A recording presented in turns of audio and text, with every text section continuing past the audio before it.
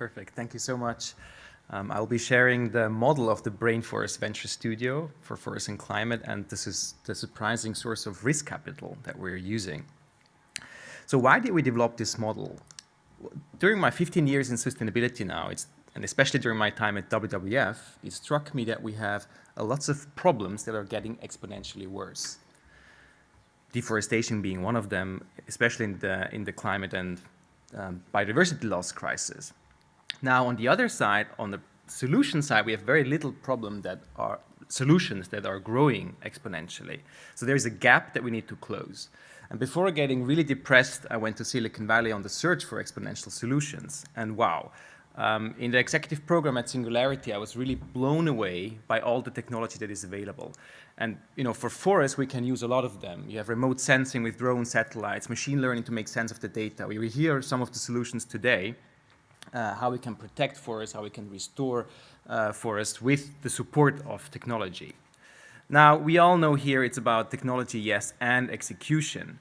And execution needs brains and risk capital. Let's have a look at the return on investment for risk capital. On one side of the spectrum, we have an NX return, 10x, 100x, whatever the return is. The early investors in Tesla will know what I'm talking about.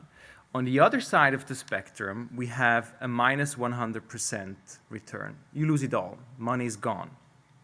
Now, this week, we are celebrating an early philanthropist, St. Nicholas, which was on Monday. And he was consciously giving away money. And philanthropy, actually, from a financial return perspective, is nothing else than a minus 100% return on investment. Now, if that is not the perfect source of risk capital for nature-based solutions, well, what is? The thing is that it's used to minus 100% return on investment, so it's really the perfect source of risk capital. The issue is there enough of philanthropic capital there?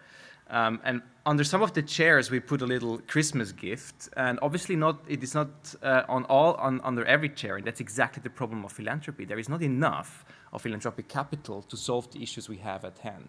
We need to leverage, in a very smart way, the philanthropic capital that we have, and that's what we do at Brainforest. We take philanthropic capital into our tax-exempt Brainforest Venture Studio for Forest and Climate. We analyzed what is missing that capital flows to forests, not only reforestation, but all forest solutions that can create more forests.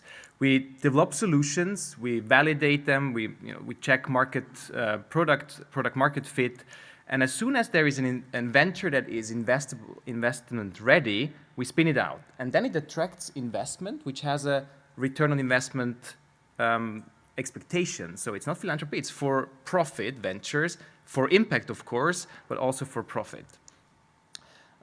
We were so far able to deploy 2 million in philanthropic capital and leverage that to 4 million in impact investment. And that's exactly what we need to do. We need to leverage the capital. It was not that easy to get this model cleared by the Swiss tax authorities. It took over a year, and we got it cleared at the beginning of this year. So there is a lot of learning that we have that we are obviously happy to share. And where we want to go, we obviously want to go up that curve. It really is about not now raising huge amounts of philanthropic capital, but is to especially leverage it with impact investments.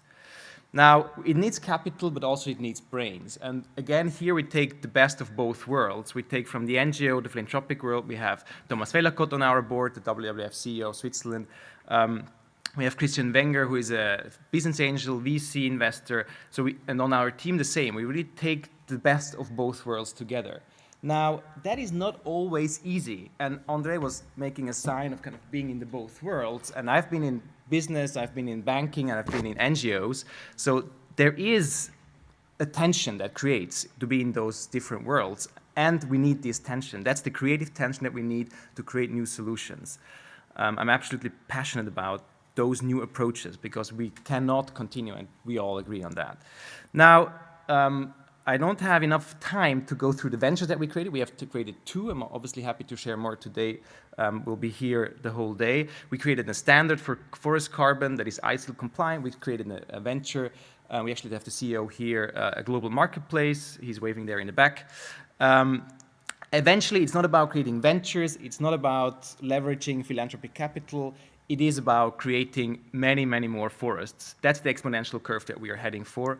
We are adding serial entrepreneurs. We are adding to our team a founder of a unicorn company, and that's how we can really scale now to the next level our model. And that's why we are here. We are looking for partners and do this together. Thank you very much. We are 3 people here today that are happy to share more. Thank you.